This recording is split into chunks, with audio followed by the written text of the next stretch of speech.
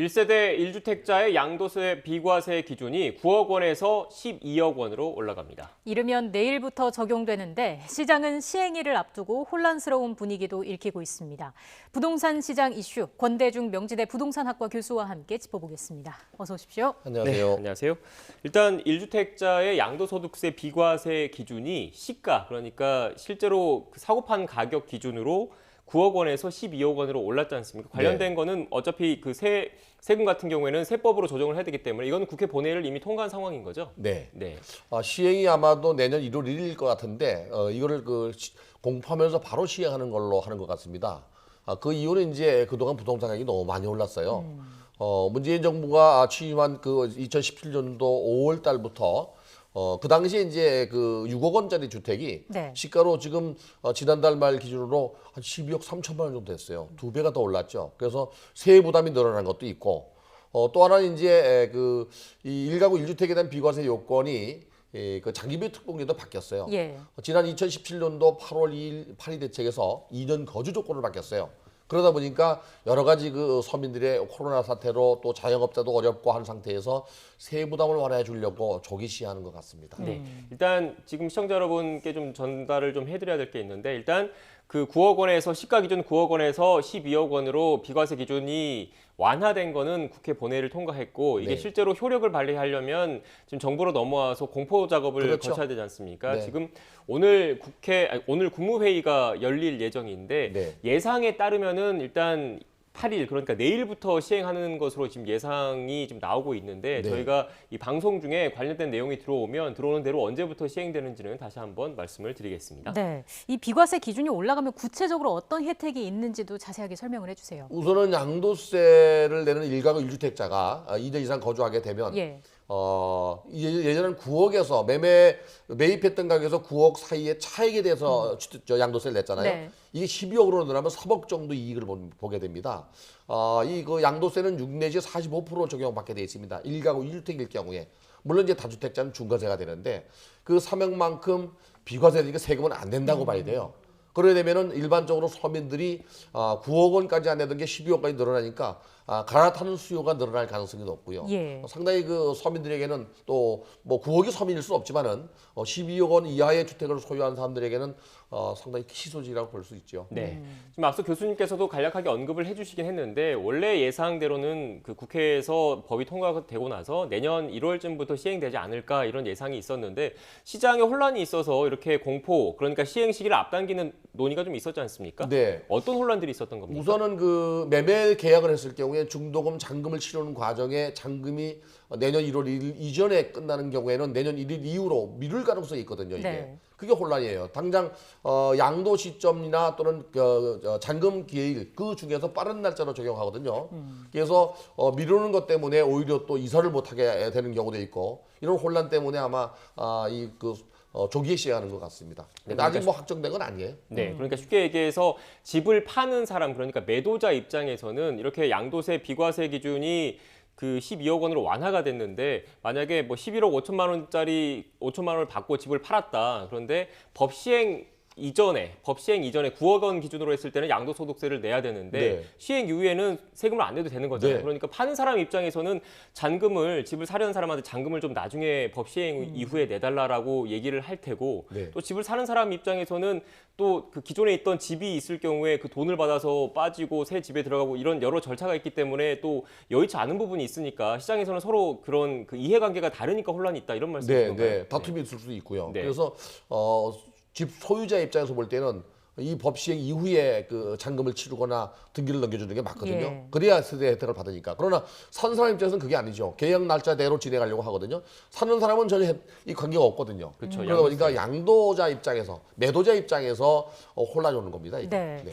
이게 지금 12억금 이상일 경우에 구체적으로 양도세를 얼마나 아낄 수 있게 되는지 저희가 구체적으로 그래픽을 보면서 설명을 들어보겠습니다. 그래픽 띄워주시죠. 자, 1세대 1주택자 12억 원에 구매를 해서 20억 원의 양도를 하려는 경우를 보겠습니다. 3년 보유를 했고 2년 거주를 했을 경우에 어떻게 되는 겁니까? 이럴 때 이제 장기보유 특별공제가 20%가 있습니다. 네. 그래서 이럴 때 현행 법이 개정되기 전에는 양도소득세가 1억 2,584만 원이 돼요. 엄청 크죠. 예. 근데 만약에 이 법이 개정되게 되면 8,462만 원으로 줄어들어서 약 4,120원의 이익을 보게 됩니다. 네, 잠시만요. 지금 보시는 건 10년 이상 보유 거주인 경우고요. 다른 그래픽을 띄워주시겠습니까? 네, 지금 이 그래픽입니다. 설명 이어서 해주시죠.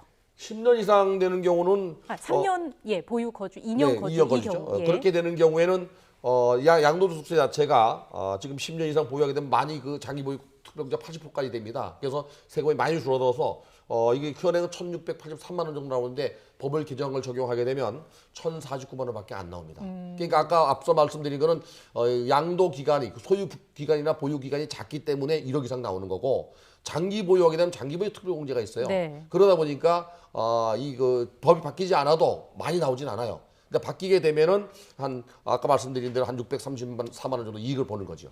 네. 네, 지금 새로 소식이 들어왔는데 양도세 비과세 9억 원에서 기존 9억 원에서 12억 원으로 완화하는 개정소득세법 개정안이 국무회의를 통과를 해서 내일부터 그러니까 8일부터 시행하는 것으로 결정됐다라는 소식이 들어왔습니다. 그러니까 지금 이 내용을 놓고 본다면 잔금을 내일 치르거나 그러니까 잔금을 치르는 날짜 또는 등기를 이전을 해야 되지 않습니까? 빠른 등기 처리한 날짜입니다. 날짜. 이 중에 빠른 날짜인데 네. 보통 일반적으로 시장 관행이 잔금을 치르고 나서 등기 작업을 하기 때문에 네. 내일 잔금을 치를 경우에는 이런 그 세제 완화 혜택을 받을 수 있다 이렇게 보시면 되는 그렇죠. 겁니까? 네. 네. 일단 그 잔금을 치르는 날이 이제 법 시행 일자이기 때문에 네.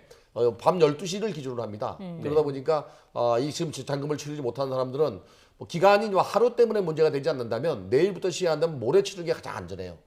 네. 일단 혹시라도 그런 여러 네. 변수가 있을 수 있습니다. 임대차 보호법의 또 보호도 역시 마찬가지로 오늘 계약했다고 해서 지금 당장이 아니고요. 오늘 밤 12시부터 그게 이제 적용됩니다. 예. 그러다 보니까 이 그 잔금 치르는 사람이 불안하다면 내일부터 시행한다 그러면 모레 치르는 게 더 안전할 수 있어요. 네, 그러니까 이른바 뭐 그 민법이나 이런 거 보면 초일, 불산입, 산입 뭐 이런 그렇죠. 여러 그런 네, 해석들이 네. 있잖아요. 이런 그래서 해석들에 밤 0시입니다. 네. 좀 약간 애매할 수가 있으니까 아예 여유를 두고 하루 정도 모레쯤에 9일쯤에 하는 게 제일 안전하다 이런 말씀이시네요. 그렇죠. 네. 네. 지금 보면 뭐 다주택자 양도세 부과 기준도 검토가 되는가 싶긴 했는데 일단 청와대가 선을 그었거든요. 그 가능성은 어떻게 보세요? 기획재정부도 뭐 들은 바 없다고 그었어요. 홍남기 부총리도 일단은 뭐 양도세, 예. 중과세는 이 다주택자에서 선을 걷죠. 아마도 선거기 때문에 이런 얘기가 오간 것 같고요. 정부에서는 이런 보관이 당정 협의나 이런 게 없는 것 같아요. 그래서 일가구 2주택에 대한 비과세 요건은 실소유자 중심으로 혜택을 주는 거거든요. 그런데 이제 다주택자들은 이번 정부가 뭐 특유 수요로 보고 있기 때문에 한시적이라도 이렇게 완화해 주진 않을 것 같고요. 한시적인 것은 2018년도 12월 달부터 6개월 동안 준정이 있는데 지금 그 다주택자들 입장에서 너무 짧다는 기간이 너무 짧아서 뭐 이걸 팔지 못했다고 하는데 어쩌면은 이 후보자들이 누가 대통령이 되든 간에 이 얘기가 논란이 될 수 있습니다. 단지 이제 여당인 이재명 후보가 만약에 당선이 되면 양도세 완화는 아마 쉽지 않을 것 같고요.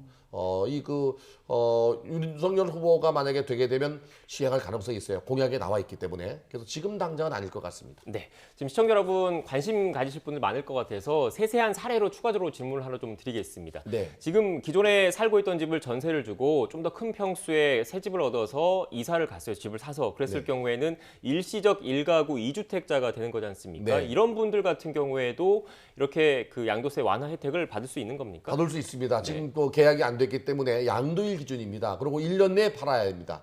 1년 내에 만약에 종전주택을 판다 그러면 장기보유 특별공제를 비롯해서 양도세 완화 혜택을 받을 수 있습니다. 네. 단지 이제 이전에 매매한 거에 대해서는 소급 적용이 안 됩니다. 네, 또 1가구 1세대 그 일시적인 1세대 2주택 혜택을 받으려면 그 또 여러 보유 여건, 거주 여건 등이 있으니까 그것도 좀 꼼꼼하게 챙겨서 좀 보실 그렇죠. 필요가 있을 이번에 것 같아요. 그 양도세가 1가구 1주택이 9억에서 12억이 됐을 때 가장 혜택을 보는 사람들은 이전 수요입니다. 9억짜리 집을 팔고 10억, 11억 이자하는 사람들 그런 사람들은 혜택을 보죠. 네. 예. 그리고 또 보니까 이렇게 그 양도세 비과세 그 완화 혜택이 지금 보면 장기보유 특별공제도 있고 여러 그런 기존의 공제 혜택이 있기 때문에 가장 크게 혜택을 보는 사람들은 보유 기간이 상대적으로 짧고 그리고 매도 가격이 상대적으로 싼 그 분들이 좀 혜택을 더 많이 볼 것 같더라고요. 어떻습니까? 취득할 때 싸게 샀다가 네. 양도할 때 비싸게 된 사람들이 12억 이하라면 가장 큰 혜택이죠. 네. 예를 들어 주택을 3억에 사서 12억에 팔았다면 1가구 1주택은 10년 이상만 되면 80% 이상 공제를 받지만 그게 관계없이 비과세잖아요. 그러니까 3억이 12억대도 세금을 안 내는데 네. 이런 혜택을 가장 크게 보죠. 네, 그러니까 그 싸게 취득을 해서 12억 이하로 팔았을 경우가 네. 가장 혜택을 많이 보는 거고 네. 12억이 넘어가서 그러니까 판 가격이 비쌌을 경우에는 원래 그 세금이 계단형이기 때문에 세율 누진과세죠. 자체가 세율 자체가 높잖아요. 그러니까 네. 상대적으로 혜택이 좀 적다 이렇게 봐야 되는 겁니까? 그렇죠. 네. 12억 넘는 것에 대해서는 누진과세에 돼 있어서 그대로 적용됩니다. 네. 네. 최근 부동산 시장 분위기는 어떤지도 좀 짚어보겠습니다. 네. 관망세가 좀 이어지고 있다 이렇게 봐야 될까요? 그렇죠. 지금 그 부동산 시장 중에서 특히 이제 아파트 매매 거래 시장의 거래량이 줄면서 상승폭이 둔화됐습니다. 하락된 건 아니고 예. 상승폭이 둔화됐는데 매주 그 한국부동산원의 자료를 보면은요 0.01%씩 조금씩 떨어져요. 이것은 아마도 대출 규제가 가장 큰 영향을 주는 것 같고요. 거기에 이제 금리 인상까지 있었거든요. 예. 또 하나 이제 11월, 12월이 지금 현재 비수기철입니다. 여기에 그 정부가 계속적으로 지금 뭐 대출을 규제하고 있기 때문에 급등한 거에 대한 부담감도 있는 것 같아요.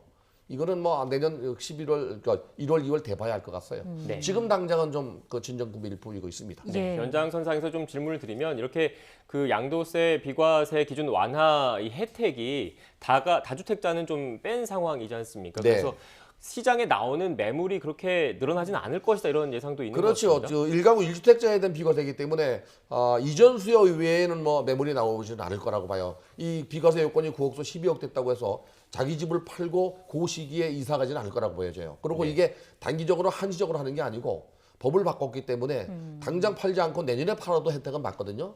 그렇다면 매물이 증가하는 거하고 관계가 없을 것 같습니다. 네, 그러니까 집 한 채 가지고 계시는 분들이 집을 내놓는다고 하더라도 그때는 공급자의 입장이지만 또 다른 집에 가서 사야 되니까 수요자의 입장이 되기 그럼요. 때문에 네. 시장에 영향은 크지 않다 이런 말씀이신 네. 것 같습니다. 일단 내년 초까지도 상황을 좀 지켜봐야 할 것으로 보이는데 앞서 그 말씀해주신 내용의 연장선상에서 거래 절벽이 이루어지고 있는 상황에서도 강남에서는 신고가가 계속 나오고 있단 말이에요. 이건 어떻게 봐야 될까요? 그 이유는 이제 15억 넘는 경우는 대출 자체가 안 됩니다. 그러니까 대출 기자는 전혀 관계 없기 때문에 현금 유동성이 많은 데다가 고가 아파트, 똘똘한 아파트로 자꾸 몰려가는 겁니다. 예. 다주택자는 뭐 종부세부터 중과세가 많으니까 1가구 1주택자가 보통 뭐 15억 넘는 20억, 30억짜리 주택을 구입해도 종부세도 별로 안 나오지만 이 그 현금 부자들은 대출을 받지 않고 사거든요. 정부의 대출 규제가 결국에는 중서민 측에게 좀 그 압박을 가는 것 같아요. 그래서 고가 아파트들 같은 경우는 고가 주택 같은 경우는 큰 영향이 없습니다. 네. 앞서 교수님께서도 내년 대선이라는 큰 변수가 있기 때문에 시장을 좀 더 지켜봐야 한다고 말씀을 하셨는데 네. 또 관심을 시장에서 많이 갖고 있는 거는 이 전월세 가격이 어떻게 될 것인지에 대한 궁금증이 많더라고요. 그런데 지금 전월세 상한제 그리고 계약갱신 청구권제가 그 도입이 되면서 지금 내년 그 여름부터는 어떻게 보면 계약갱신 청구권을 한번 쓰신 분들이 다시 시장에 나와서 전월세 시장에 나와서 다시 계약을 해야 되는 상황인 거지 않습니까? 그 네. 시점부터 전월세 가격이 좀 폭증할 수도 있다. 그러니까 네. 늘어난 세금 부담을 그 집주인들이 세입자들한테 전가할 수 있다 이런 우려도 나오고 있던데 교수님께서는 어떻게 보십니까? 우선은 그 금년도의 그 전월세 물량이 내년도에는 거의 반토막 나요. 네. 부동산 일스나 부동산 지인을 통해서 그 자료를 보면은요. 내년에 서울의 입주 물량이 12,300가구 정도밖에 안 됩니다. 네. 근데 수요자는 많이 있잖아요. 이 수요는 있는데 공급이 부족하면 가격이 오를 수밖에 없는데 여기에 이제 임대차 3법 중에서 전월세 상한제와 계약갱신 요건제가 내년 8월부터 이제 연장했다 끝나는 사람들이 있어요. 여기는 이제 제한이 없기 때문에 아마도 상당히 많이 그 임대료가 올라갈 가능성이 있고요. 여기 이제 종부세나 재산세까지 올라가기 때문에 이 조세 전가가 있을 가능성이 높습니다. 그래서 내년 8월 이후에 그 전월세를 계약하는 경우에는 아마 가격이 많이 올라서 불안한 시장이 될 가능성이 높습니다. 네. 반면 뭐 그 여당과 정부 입장에서는 아직 그 전월세 관련된 새로 도입된 제도들이 안착하기 전이기 때문에 안착할 때까지 좀 지켜봐야 한다. 그리고 종부세의 그 세금 전가 여파가 상대적으로 그렇게 시장에서 우려할 만큼 크지 않을 것이라는 입장도 가지고 있다는 점을 참고로 말씀을 드리고요. 교수님과의 대담은 여기서 마쳐야 될 것 같습니다. 지금까지 권대중 명지대 부동산학과 교수와 함께 부동산과 관련된 이야기 나눴습니다. 오늘 말씀 고맙습니다. 고맙습니다. 감사합니다.